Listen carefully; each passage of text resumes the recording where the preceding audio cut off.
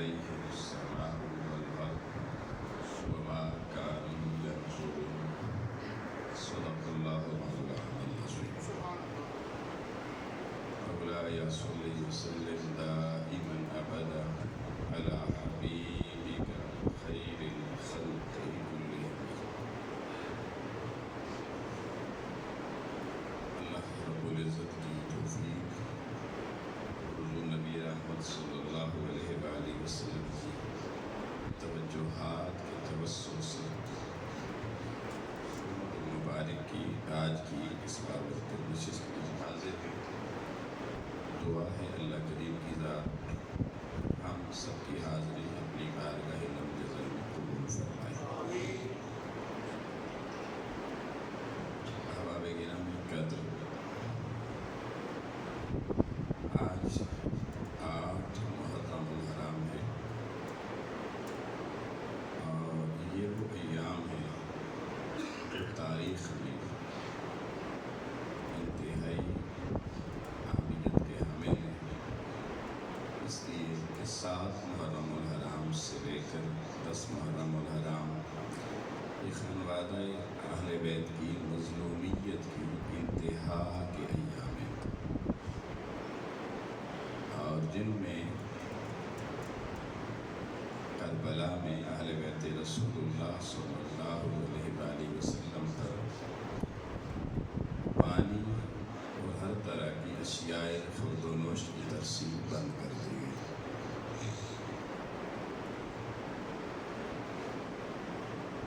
اور یہ فیصلے کسی طبقے کی تک بنیادی ضروریات زندگی کا بند کر دینا یہ اس وقت تک ممکن نہیں ہوتا جب تک حکومت وقت کی پشت پناہی حاصل نہ ہو. آج بھی اگر کوئی لوگ مکمل کسی علاقے کی ناکہ بندی کرتے ہیں، راستے بند کر دیں، گلیاں بند کر دیں اور لوگوں کو گھروں میں معصور کر دیں، تو وہ بھی اس دور کی حکومت کی پشت پناہی کی وجہ سے ہوتا ہے. یہ ایک تسلسل ہے، یہ چلا کہاں سے ہے اس امت میں.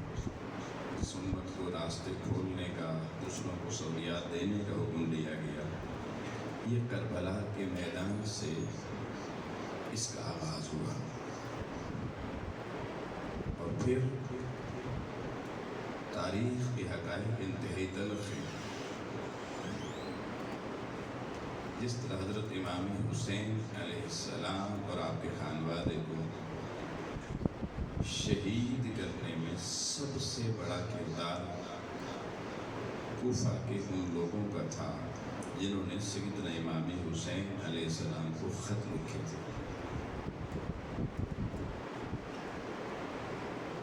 یہی وہ لوگ ہیں جنہوں نے حکومت وقت کا ساتھ دیا. حسین امام حسین کو کربلا کی وادی اور کوفہ کے علاقے سے باہر نہ نکلنے دیا. اب بظاہر تو انہوں نے حضرت امام حسین کو خط لکھ کے بلایا اور یہاں تک لکھا کہ اگر آپ نہ آئے تو قیامت کو ہم اللہ کی بارگاہ میں آپ کی شکایت کریں گے. جس پر امام نے فیصلہ کیا اور اب گئے کربلا کے میدان کی طرف. حالانکہ مدینہ منورہ میں حضرت عبداللہ بن عباس رو کر سید امام حسین کو کہتے تھے مت جائیں، یہ خط لکھنے والوں پہ اعتبار نہیں ہے. مکہ میں حضرت عبداللہ بن زبیر نے یہی کہا، لیکن آپ نے کہا کہ میں نے علت پوری کرنی ہے کہ امت کل یہ نہ کہے ہم مصطفیٰ کے دین پر چلنا چاہتے تھے، حسین ہمارے پاس نہیں تھا. اب امام حسین کو جنہوں نے شہید کیا تاریخ کے تلخ حقائق بتاتے ہیں. ایسے ہی کچھ طبقات آج بھی اس راہ پہ چلتے ہوئے آج بھی امت کا ناطقہ بند کرنے پہ تلے ہوئے ہوتے ہیں، اور بظاہر وہ بھی ان خط لکھنے والوں کی طرح قصے انہی کے پڑھتے ہیں. میں نے کہا یہ بڑی تلخ حقیقت ہے تاریخ. حضرت امام حسین علیہ السلام جب کربلا کے میدان میں پہنچے تو آپ نے دیکھیں آبادی میں بھی ڈیرا نہیں لگایا.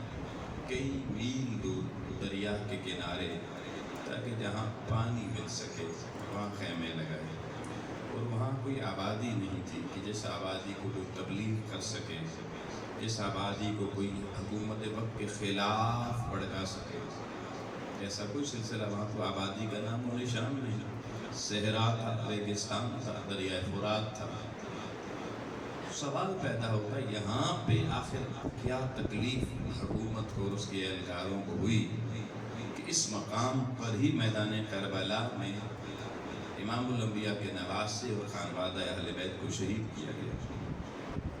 اگر گہرائی کے ساتھ مطالعہ کیا جائے تو اس کی حقیقت کچھ یوں سمجھ میں آتی ہے کہ لوگوں، یہ جو حقیقت تاریخ کے ہر بڑی کتاب میں لکھی ہوئی ہے کہ ہزارہا کوفہ کے افراد نے سیدنا امام حسین علیہ السلام کو خط لکھے۔ سیدنا امام حسین علیہ السلام جب مدینہ منورہ سے مکہ اور مکہ سے کربلا گئے تو آپ وہ سارے خطوط کے تھیلے بھر کے ساتھ لے گئے، اور جب آپ کوفہ کی سرزمین کے پاس سے گزرے تو آپ نے کوفیوں نے، جو سرداران کوفہ تھے، بڑے بڑے لوگ تھے، خط لکھنے والے تھے، وہ آپ کے قریب آئے اس وقت بھی، اور جب جنگ کا فائنل ڈے 10 محرم تھی، اس وقت بھی جب امام علی مقام نے آخری خطبہ کربلا کی سرزمین پر دیا، اس وقت بھی وہ ہزارہ افراد خط لکھنے والے سامنے یزیدی فوج کے ساتھ کھڑے تھے، اور آپ اپنے خیموں سے وہ تھیلے اٹھا کے گھوڑے پہ رکھ کے ساتھ لے کر گئے میدان میں، اور وہ خطوط آپ نے اندر سے نکالے اور ایک ایک بندے کی شکل دیکھی، خط نکالا، یوں لہرایا اور کہا فلاں ابن فلاں، کیا یہ تیرا لکھا ہوا خط نہیں؟ کیا تو نے مجھے نہیں بلایا تھا؟ یعنی آپ یزیدی فوج کو بھی جو آس پاس سے آئی تھی اس کو بھی پیغام دے رہے تھے کہ میں خود نہیں آیا، مجھے بلایا گیا، اور یہ بلانے والے اس وقت آپ کے ساتھ کھڑے ہیں۔ اب جس کا نام سید الشہداء امام حسین علیہ السلام لیتے لوگوں، اس کی گردن جھک جاتی، اور وہ آپس میں مشورہ کرتے کہ بھائی یہ تو بڑا غلط ہو گیا، حسین ہمیں کیا پتا تھا ہمارے خط اٹھا کے کربلا لے آئے گا۔ اب جب امام حسین نے یہ 3 قسم کی آپشنز یزیدی فوج کے سامنے رکھی کہ میں یا تو واپس مدینے چلا جاتا ہوں، یا میں یزید بدبخت کے دربار میں جاتا ہوں اور خود اس سے بات کرتا ہوں، یا میں کسی محاذ جنگ پہ چلا جاتا ہوں۔ آپ دیکھیں ان میں سے ایک بھی آپشن قبول کیوں نہیں کی گئی؟ یہ کوفہ کے ان لوگوں نے ابن زیاد کے ساتھ مل کر یہ آپشن قبول نہیں کرنے دی جنہوں نے خط لکھے تھے۔ کیوں؟ اب یہ بات سمجھنے والی ہے، اس لیے کہ وہ جانتے تھے کہ حسین اگر کربلا کی وادی سے پلٹ کے مدینے جائے یا دمشق میں چلا گیا، یہ خطوط ہمارے ہاتھ کے لکھے ہوئے دربار یزید تک پہنچ جائیں گے، اور پھر یزید ہمیں نہیں چھوڑے گا۔ بجائے اس کے کہ وہ حسین کے ساتھ کھڑے ہوتے، وہ اپنی جان بچانے کے فکر مند، اپنے گھر بچانے کے فکر مند ہوئے۔ انہوں نے کہا نہیں بھائی حسین کو نہیں نکلنے دیں گے، اور جتنی فوج تھی اس کے ساتھ فوجی بن کے کھڑے ہو گئے، فرنٹ پہ کھڑے ہوئے کہ کسی صورت میں بھی حسین کو کربلا کے میدان سے نہ واپس مدینے جانے دینا ہے، نہ دمشق اور شام میں یزید بدبخت کے دربار میں جانے دینا ہے، تاکہ ہمارے ثبوت یزید کے ہاتھ نہ لگیں۔ اور یہ سیاست، اس طرح کی سیاست آج بھی اس کی تاریخ ہمارے ملک میں بھی دہرائی جاتی ہے، جو بڑی تلخ کہانی ہے جس کی طرف نہیں جانا چاہتا۔ آج بھی لوگوں کی ایسی چیزیں اگر حکومت کے ہاتھ لگ جائیں تو حکومت کس طرح سے پھر لوگوں کو سپوائل کرتی ہے اور اپنے من مقاصد کے لیے استعمال کرتی ہے. یہ اہل کوفہ، وہ اہل کوفہ جنہوں نے خط امام حسین کو لکھے تھے، یہ ان کا طریقہ واردات جو آج کے بھی سیاسی آقاؤں کو نصیب ہوا ہے. انہیں پتا تھا کہ اگر حسین یہاں سے چلے گئے تو ہمارے بچنے کی کوئی صورت نہیں رہے گی، لہذا وہ چاہتے تھے کہ حسین کو یہاں سے نہیں لے کر دیا جائے. جب امر ساتھ تو دیگر کچھ لوگوں نے کچھ نرمی برتی تو یہ اہل کوفہ تھے جو ابن زیاد کو بھڑکانے کے لیے کھڑے ہوئے کہ یہ دیکھیں امر ساتھ کیا کر رہا ہے، فلاں کیا کر رہا ہے، یہ حسین کے ساتھ نرمی کیوں برتی جا رہی ہے. اب اگلی بات سنیے گا. 10 محرم کو جب خانوادہ اہل بیت شہید کر دیا گیا، 19 اہل بیت اطہار کے سر کاٹ لیے گئے. اب سوال پیدا ہوتا ہے، خیموں میں بیویاں موجود تھیں، امام سجاد زین العابدین رضی اللہ عنہ موجود تھے. آپ دیکھیں یزیدیوں نے نہ امام سجاد زین العابدین کو کچھ کہا نہ بیویوں کو کچھ کہا. مجھے تاریخ کی کتابوں میں کوئی ایک جملہ نہیں ملا کہ انہوں نے حضور کے خانوادے کی شہزادیاں جو تھیں یا حضرت امام سجاد زین العابدین جو بیمار تھے ان پہ تشدد کیا. ٹھیک ہے، انہیں اونٹوں پہ باندھا اور لے گئے دمشق کی طرف، لیکن ایک بات بڑی سمجھنے والی ہے، انہوں نے اہل بیت پیغمبر کے خیموں کو آگ کیوں لگائی؟ خیموں نے ان کا کیا نقصان کیا تھا؟ تو یہاں آپ میری اس بات کو خود تحقیق کر کے آپ کا ذہن میرا ساتھ دے گا کہ میں صحیح کہہ رہا ہوں. احباب گرامی، آگ ہمیشہ اس عمارت کو لگائی جاتی ہے جس میں کسی آگ لگانے والے کا کوئی ثبوت پڑا ہوا. آج بھی کبھی بلدیہ کراچی کی بلڈنگ جلا دی جاتی ہے، کبھی بڑے بڑے ریکارڈ والی بلڈنگ کی آگ بھڑک اٹھتی ہے، جل اٹھتی ہے. اہل بیت پیغمبر کے خیموں کو لوگوں آگ اس لیے لگائی گئی کہ امام حسین نے جو تھیلے لائے تھے ان کے حدود کے وہ انہی خیموں میں پڑے ہوئے تھے. یہ آخری ثبوت بھی مٹانا چاہتے تھے، اس لیے انہوں نے اہل بیت پیغمبر کے خیموں کو آگ لگا تاکہ یزید کے ہاتھ کوئی ثبوت نہ لگے. یہ کربلا کی کہانی کی اصل میں. اور آج بھی اس امت کے سامنے اس فکر کو رکھنے کی ضرورت ہے کہ بعض لوگ آج بھی گھر کے بھیدی ہوتے ہیں، خط لکھنے والے، کالز کرنے والے، میسیجز کرنے والے ہوتے ہیں، لیکن انہیں موقع ملے تو وہ یزیدی کردار ضرور ادا کرتے ہیں. اور اگر ان کا کوئی ثبوت آپ کے ہاتھ سے لگ جائے تو کبھی آپ کے گھر میں کوئی ڈاکہ، کوئی چوری کی واردات کروا دیں گے، کچھ کروا دیں گے، مقصد وہ ثبوت نکالنا. اور اگر کوئی مسئلہ سرکار کا ہو تو وہ اس بلڈنگ کو ہی آگ لگا دیتے ہیں جس میں کوئی ایسا ثبوت پڑا. یہ میں نے چاہا کہ آپ کو بتاؤں کہ آج بھی ضرورش پہ لگنے والے، کہیں انہوں نے پانی بند کیا، کہیں آج راستے بند کیا، نام ان کا لیا. وہاں بھی خط لکھنے والے تھے، محبین بنے ہوئے تھے، یہاں بھی محبین کے نام پہ ایسا ہوتا ہے. یہ ہمارے لیے سمجھنے کی چیز ہے. اور ہم کتنے کمزور ہیں یہ میں بات نہیں کرنا چاہتا، ورنہ آپ پشیمان ہوئے. حسینی کہلانے والے ہم کتنے کمزور ہیں کہ ہمارے اندر اتنی ہمت نہیں ہے کہ ہم اپنے گھر کا راستہ بھی گزار سکیں. نہ ہماری صفوں میں وہ اتحاد، نہ وہ اتفاق، اور نہ ہی کوئی یونٹی.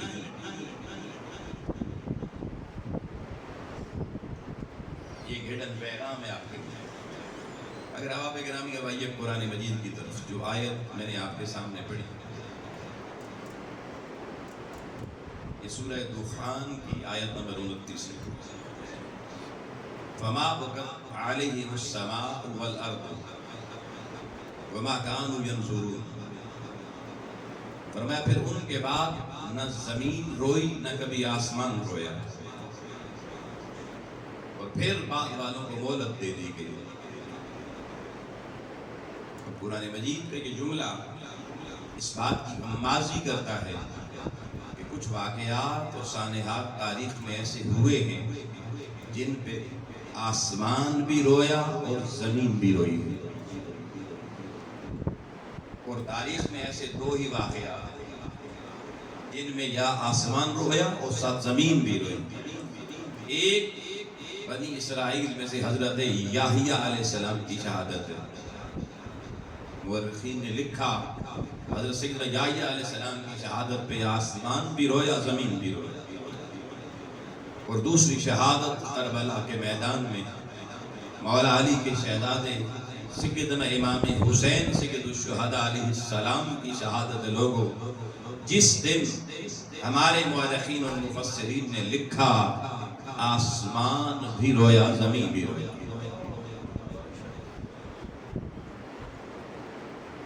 اب اس کے لیے میں ایک کمپیریٹیو سٹڈی آپ کے سامنے رکھتا ہوں. حضور نبی اکرم صلی اللہ علیہ وسلم نے ارشاد فرمایا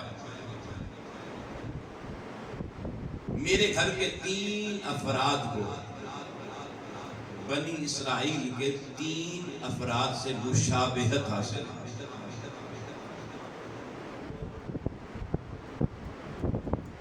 میرے گھر کے حضور کہتے ہیں ایک جناب مولا علی کا ذکر کیا, ایک سیدہ کائنات سیدہ بطول زہرا کا ذکر کیا, اور ایک سید الشہداء امام حسین علیہ السلام کا ذکر کیا. فرمایا ان 3 کو بنی اسرائیل کے 3 لوگوں سے نسبت ہے. حضرت مولا علی کے بارے میں فرمایا کہ علی کو حضرت ہارون علیہ السلام جو موسیٰ کے بھائی ہیں ان سے مشابہت حاصل ہے. سیدہ کائنات کے بارے میں فرمایا کہ میری شہزادی سیدہ کائنات کو سیدہ بنی اسرائیل حضرت مریم سے مشابہت ہے. سیدنا امام حسین علیہ السلام کے حوالے سے فرمایا کہ میرے بیٹے امام حسین علیہ السلام کو حضرت یحییٰ علیہ السلام کے ساتھ مشابہت حاصل ہے. اب یہ بڑے معنی خیز جملے ہیں حضور علیہ السلام. میں مختصر ان پر روشنی ڈالنا چاہتا ہوں. آپ لوگوں مولا علی کو سیدنا ہارون علیہ السلام سے تشبیہ تھی, اور یہ صحیح مسلم کی حدیث نمبر 6221 ہے. یہی حدیث سنن ترمذی میں 3731 نمبر حدیث. امام الانبیاء علیہ السلام نے فرمایا اما ترضى یا علی اما ترضى ان تکون منی بمنزلۃ ہارون من موسیٰ الا انہ لا نبی بعد. فرمایا ہے علی تجھے میں محمد عربی صلی اللہ علیہ وآلہ وسلم کے ساتھ وہی نسبت حاصل ہے جو حضرت ہارون علیہ السلام کو حضرت موسیٰ علیہ السلام کے ساتھ حاصل تھی. اور کیا علی تو اس نسبت پہ کیا راضی میں محمد سے نہیں ہے؟ صرف ہارون کی موسیٰ سے نسبت اور تیری میرے ساتھ نسبت میں فرق صرف اتنا ہے الا انہ لا نبی بعدی کہ ان کے بعد نبی تھے, میرے بعد کوئی دوسرا نبی نہیں ہے. بس ایک نبوت والا سلسلہ ختم ہو گیا, اس کو چھوڑ دیں. باقی جو کچھ محمد ہے وہ کچھ علی ہے. حضور کا فرمان الا سوائے اس کے کہ انہ لا نبی بعدی, میرے بعد کوئی نبی نہیں, اس کے سوا میرے اور علی میں کوئی فرق. یہ بہت بڑا جملہ ہے, اور یہ جس شخصیت کے حصے میں آیا وہ حسنین کے باپا مولا علی علیہ السلام. اب آپ گیا غور کرنا چاہیے. حضرت ہارون علیہ السلام کے ساتھ نسبت حضرت مولا علی کو مشابہت تھی. کیوں؟ حضرت موسیٰ علیہ السلام اور حضرت ہارون علیہ السلام بھائی تھے, اور حضرت موسیٰ علیہ السلام کا کوئی بیٹا ایسا نہیں تھا جو نبی بنا. جیسے حضور علیہ السلام کا کوئی بیٹا جوان نہیں ہوا, بیٹیاں. تو موسیٰ علیہ السلام کے بعد بنی اسرائیل میں نبوت اور رسالت حضرت ہارون علیہ السلام کی اولاد سے چلی, اور سارے نبی آل ہارون میں سے آئے. سارے نبی آلے حضرت میں سے.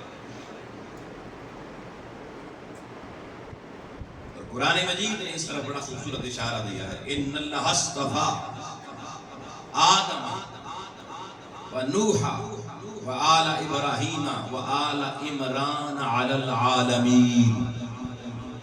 فرمایا بے شک اللہ نے چن لیا ہے حضرت آدم علیہ السلام کو، حضرت نوح علیہ السلام کو. اس کے بعد دو آلوں کا ذکر کیا.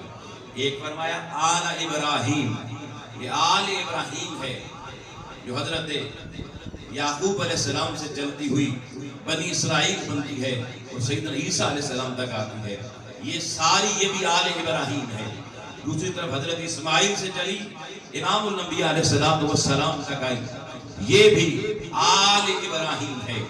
اللہ نے فرمایا میں نے چن لیا ہے آل ابراہیم کو. مگر دوسرا لفظ ہے آل عمران. یہ آل عمران کون ہے؟ کسی نے کہا یہ موسیٰ اور ہارون کی آل ہے. میں نے کہا موسیٰ اور ہارون کو قرآن نے آل ابراہیم ڈکلیئر کیا ہے. کسی نے کہا یہ حضرت عیسیٰ کی آل ہے. میں نے کہا حضرت عیسیٰ تو شادی نہیں ہوئی، بچے ہی نہیں ہوئے، آل کہاں سے آ گئی؟ آؤ لوگوں، تفسیر در منصور نے لکھا، امام قرطبی نے لکھا کہ یہ آل ابراہیم تو سمجھ میں آتی ہے امام الانبیاء علیہ السلام تک آنے والے سارے انبیاء آل ابراہیم میں سے ہوئے. اللہ نے اس آل کو چنا ہے. اور آل عمران سے مراد اب حضرت ابو طالب کا لقب حضرت عمران تھا اور قیامت تک اب امت کے امام آل عمران حضرت ابو طالب کی نسل سے آئے. ان اللہ اصطفیٰ، یہ اللہ نے چنا ہے. میں عرض کر رہا تھا مشابہت کہ بنی اسرائیل کے سارے انبیاء حضرت موسیٰ کی نسل سے نہیں آئے، حضرت ہارون کی نسل سے آئے. اب حضور علیہ السلام پہ نبوت ختم ہو گئی، مگر مشابہت مولا علی کی ہارون علیہ السلام سے کیا ہے؟ یا لوگوں اس امت مصطفی میں قیامت تک جتنے امت کے سربراہ آئیں گے، روحانی بادشاہ آئیں گے، ائمہ اطہار آئیں گے، وہ سارے کے سارے جس طرح انبیاء بنی اسرائیل سارے حضرت ہارون کی نسل سے آئے. قیامت تک مصطفیٰ کی امت میں سارے ائمہ مطہرین اور سارے سربراہان ملت اسلامیہ وہ حضرت مولا علی کی. حضور علیہ السلام یہاں تک بتا گئے. ترمذی سنن ابن ماجہ کی حدیث کے مطابق کہ المہدی من عطرتی من اولادی فاطمہ، فرمایا میری عطرت میں اس امت کے امام آتے رہیں گے، سربراہ آتے رہیں گے، اور آخری سربراہ بھی حضرت فاطمہ کی اولاد اور میری عطرت سے ہوگا. اور حضور بتا گئے اس کا نام محمد مہدی ہوگا. یہ حضرت علی کی مشابہت حضرت ہارون علیہ السلام ہے. یہ وہاں سارے انبیاء نسل ہارون سے آئے اور یہاں سارے امت کے سربراہان اور ائمہ نسل مولا علی سے آئے. اب یہاں پر بڑے بڑے اکابرین نے اس کے اوپر قلم اٹھایا. حافظ ابن کثیر نے بھی لکھا، شاہ اسماعیل دہلوی نے بھی لکھا، جو ہر دو طبقوں کے لیے مانے جانے والے بزرگ ہیں، ہمارے لیے بھی اور دوسرے طبقے کے لیے. تفسیر روح البیان نے لکھا، تفسیر روح المعانی نے لکھا، شاہ غلام نبی دہلوی نے بھی لکھا. کئی اور کتب میں یہ چیز موجود ہے کہ وہ فرماتے ہیں کہ حضور علیہ السلام کی امت میں ہر زمانے میں ایک قطب مدار ہوتا ہے. قطب مدار ایک روحانی ہوتا ہے جسے غوث بھی کہتے ہیں. اور یہ قطب مدار اور یہ غوث قیامت تک صرف بنی فاطمہ میں سے ہوگا، مولا علی کی نسل میں سے ہوگا. اور حضرت امام جلال الدین سیوطی رحمۃ اللہ علیہ نے تو یہاں تک لکھا، وہ کہتے ہیں کہ ہر صدی کے اندر، اور یہ بات شیخ مجدد نے بھی لکھی، آل حضرت نے بھی لکھی، کہ ہر صدی کے اندر کئی مجدد آتے ہیں دین کی تجدید کرنے والے. اب بہت سارے مجددین آ گئے لیکن کوئی بھی محکمہ ہو لوگوں اس کا کوئی نہ کوئی سربراہ ہوتا ہے. ہر محکمے کا ایک بندہ سربراہ ہوتا ہے. تو حضرت جلال الدین سیوطی فرماتے ہیں اور یہ دیگر بزرگ فرماتے ہیں کہ یہ جو محکمہ ہے مجددین کا، جن میں کتب مدار آنا ہے، جن میں کسی غوث نے ہونا ہے، فرمایا مجددین ساروں کا ہر صدی میں جو سربراہ ہوگا وہ حضرت مولا علی کی اولاد سے ہوگا. حضرت مولا علی کی اولاد سے ہوگا. اس پہ سب بزرگوں کا اتفاق ہے. پھر دوسری مشابہت، حضرت موسیٰ اور ہارون علیہ السلام جب فرعون سے ٹکرانے کے لیے لوگوں شام کے ملک میں پہنچے تو وہاں حضرت موسیٰ اور ہارون نے ایک عبادت گاہ مسجد بنائی اپنے لیے. اس دور میں وہ عبادت گاہ بن گئی، طہارت کی جگہ، عبادت کی خداوندی کی جگہ بن گئی. اب حضرت موسیٰ علیہ السلام نے اعلان کیا شامیوں کے سامنے یا اپنے جو کارندے صاحب تھے ان کے لیے، اپنے صحابہ کے لیے، فرمایا یہ ہم نے مسجد اللہ کی عبادت گاہ بنا دی ہے. اس عبادت گاہ میں حالت نجابت میں، جنابت کی حالت میں، حالت جنابت میں اس مسجد میں یا موسیٰ آ سکتا ہے یا ہارون آ سکتا ہے، کوئی تیسرا نہیں آ سکتا. اور ادھر لوگوں امام الانبیاء علیہ السلام نے فرمایا، امام حاکم کی المستدرک کی حدیث نمبر 3062 ہے.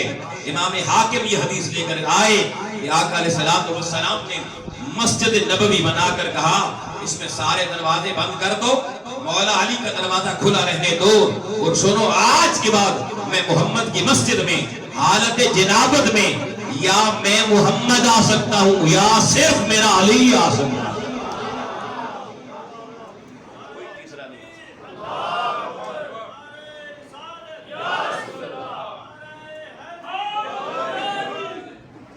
مشابہت ہے مولا علی کی حضرت ہارون علیہ السلام. آگے بڑھئے، آقا نے فرمایا میری بیٹی سیدہ کائنات کی مشابہت سیدہ بنی اسرائیل کے ساتھ حاصل ہے. فرمایا یا فاطمہ انت بمثل سیدہ بنی اسرائیل، تو سیدہ بنی اسرائیل کی مثل ہے، اس کی مشابہت ہے تیرے اندر. کیسے؟ آپ لوگوں کو اس بات کو سمجھنا. ابھی جو بات کہنے جا رہا ہوں اس میں بھی بیسیوں کتب کے حوالے موجود ہیں. حافظ ابن کثیر نے بھی لکھا ہے، ایک بڑی اتھینٹک پرسنالٹی. دیگر محققین نے بھی لکھا، تفسیر روح البیان میں بھی لکھا گیا. حضور نبی اکرم صلی اللہ علیہ وسلم ایک ایسا وقت آیا کہ مدینہ طیبہ میں قحط بڑھ گیا اور حضور کے خانوادے پہ کھانے کی کوئی چیز نہیں تھی. آقا علیہ السلام سب ازواج مطہرات کے حجروں میں گئے کہ کوئی کھانے کی چیز ملے. بھوک لگی ہوئی تھی، کچھ بھی نہ ملا. حضور اپنی شہزادی سیدہ کائنات کے خانوادے پہ گئے اور پوچھا سیدہ کچھ ہے کھانے کے لیے؟ کہا بابا آج تو گھر پہ کچھ بھی نہیں ہے. آقا علیہ السلام واپس اپنے کاشانہ اقدس پہ تشریف لے گئے. آپ لوگوں کو سننے کی بات ہے یہ. حضور واپس چلے گئے، اتنے میں سیدہ کائنات کا دروازہ کھٹکا. پڑوس سے کسی بی بی نے 2 روٹی کے ٹکڑے چھوٹے چھوٹے اور ایک گوشت کا ٹکڑا دیا پکا ہوا.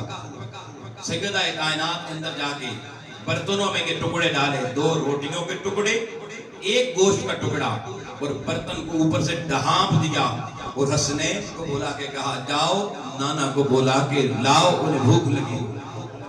شہزادے امام الانبیاء علیہ السلام کی بارگاہ میں لوگ پہنچے.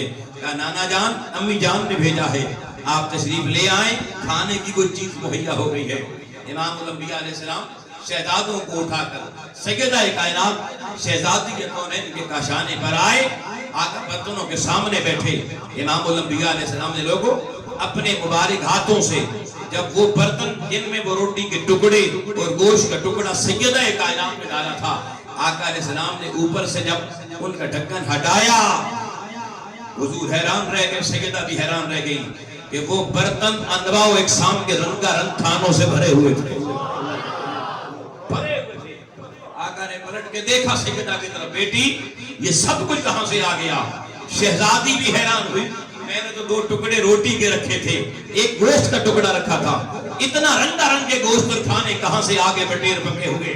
آؤ لوگوں، حضور نے پوچھا من آئینہ نکی، اے میری شہزادی من آئینہ نکی ہاذا، یہ سارا کچھ کہاں سے آیا ہے؟ سیدہ کائنات کو جواب سننا. آپ نے کہا قرآن مجید کی سورہ آل عمران آیت نمبر 37 میں جو جملے بے موسمی پھل آنے پر حضرت زکریا علیہ السلام کے پوچھنے پہ حضرت مریم بی بی نے کہے تھے، وہی جملے سیدہ کائنات نے بولے. فرمایا بابا ہوا من عند اللہ ان اللہ یرزق بغیر حساب من یشاء بغیر حساب. فرمایا بابا یہ جو کچھ برتنوں میں نظر آ رہا ہے یہ ادھر سے نہیں، یہ ادھر سے آیا ہے.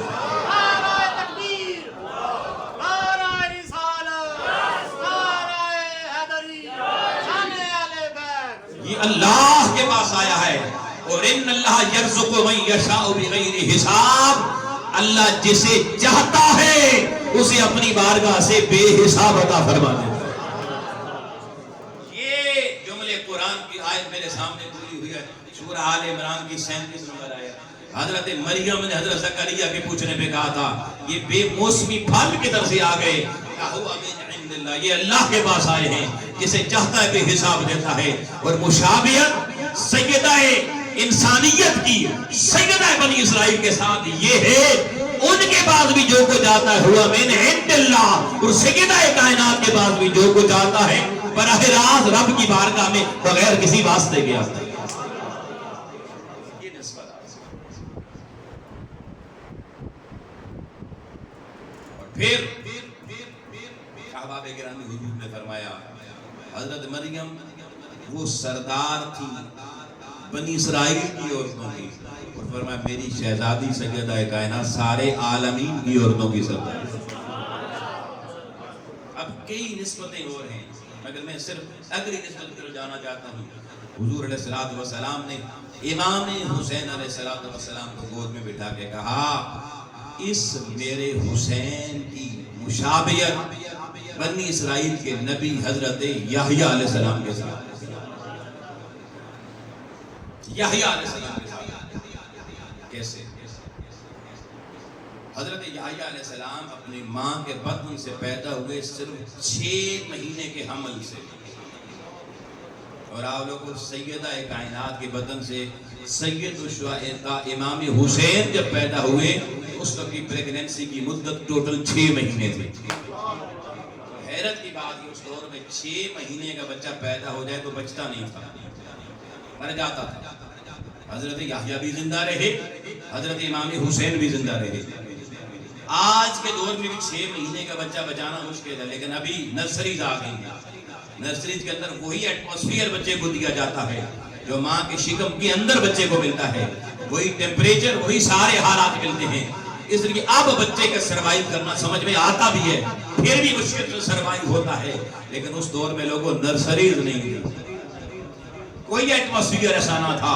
اگر آؤ حضرت یحییٰ علیہ السلام کو زکریا نے مانگا تھا، اللہ نے یحییٰ کو 6 مہینے کے بعد دنیا میں بھیج کر زندہ رکھا، اور سیدہ کائنات کے بطن سے سید الشہداء بھی 6 مہینے کے بعد دنیا میں تشریف لائے. جیسے یحییٰ بغیر کسی نرسری کے زندہ رہے، میرے حسین بھی بغیر کسی نرسری کے زندہ رہے. اور پھر دوسری نسبت آؤ لوگوں حضرت یحییٰ علیہ السلام کو بھی امت نے چیر دیا اور سر کاٹ کے نیزے پہ چڑھا کے ملک شام کے جس چوک چوراہے پہ لٹکایا. صدیوں بعد سید الشہداء امام حسین کا سر کاٹ کے بھی بدبختوں نے عین شام کے اسی چوک چوراہے میں جہاں یحییٰ علیہ السلام کا سر لٹکا تھا وہیں سر حسین کو لٹکا. میرے آقا کریم نے پہلے بتا دیا تھا حسین تیری نسبت یحییٰ علیہ السلام کے ساتھ. پھر حضرت یحییٰ علیہ السلام کے قتل کا بدلہ بھی لیا گیا، اور اس کے بدلے 70,000 لوگ قتل کیے گئے. اتنے 70,000. اور ادھر مشابہت امام حسین کے یحییٰ علیہ السلام سے ہے، وہاں ایک بار 70,000 قتل کیے گئے. میرے حسین کا بدلہ لینے کے لیے عبید اللہ مختار ثقفی نے 2 بار 70,000 یزیدیوں کو واسطے جان دیا.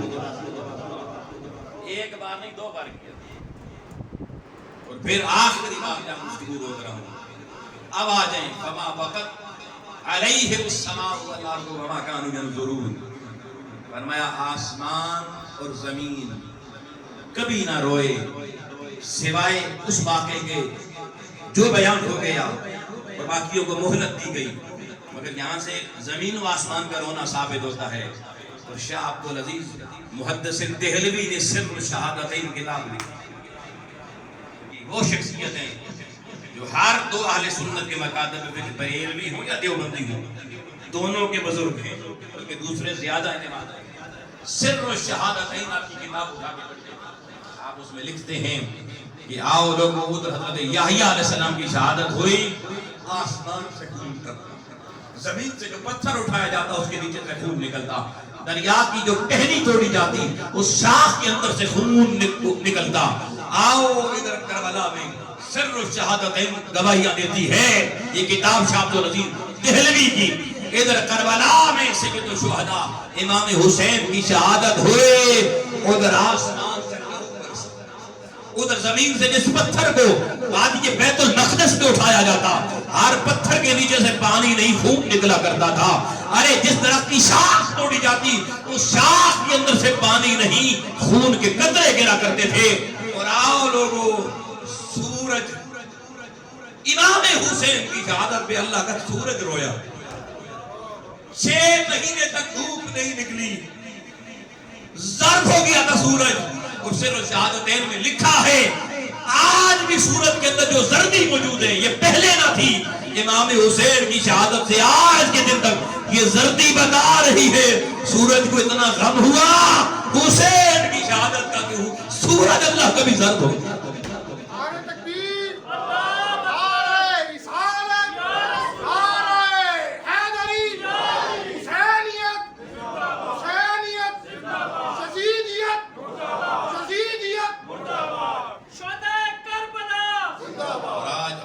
کہنا پڑتا ہے جن کے لیے کبھی گود میں حسین کو کربلا یاد کر کے لوگوں میرے امام الانبیاء روئے آنسو بہائے. کبھی حضرت ام سلمہ کہتی ہیں 10 محرم کو کربلا میں حسین شہید ہوئے. مجھے مدینے میں پتہ چل گیا, میں نے خواب میں امام الانبیاء کی آنکھوں میں آنسو دیکھے. آؤ لوگوں کہیں آسمان رو رہا ہے, کہیں زمین رو رہی ہے, کہیں شجر رو رہے ہیں, کہیں حجر رو رہے ہیں, کہیں اللہ کا سورج رو رہا ہے. مگر آؤ آج کوئی اس غم حسین میں آنکھ سے آنسو نکل آئے. وقت بعد وقت ملا کو اس میں بھی تکلیف ہو جاتی ہے. وہ کہتے ہیں حسین کے غم میں ظالموں تم ہنسنے والوں نے شادیان یزید کیوں نے بجائے ہوئے. حسینی اس وقت بھی روئے آج بھی روئے. اور اس لیے میں کہا کرتا ہوں یاد حسین میں غم حسین میں آنکھ سے آنسو نکلنا یہ اللہ کی رحمت کی طرف اشارہ ہو.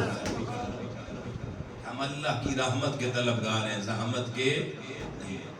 دعا ہے اللہ کریم کی بارگاہ میں بارک مولا ہمیں حسینی فکر کا صحیح امین بننے اور غم حسین کو جس کی ابتدا مصطفیٰ کریم کے سینے سے ہوئی یہ قیامت تک زندہ رہے گا. بس ہمیں ان زندہ لوگوں میں شامل ہونے کی توفیق عطا فرمائے. واخر دعوانا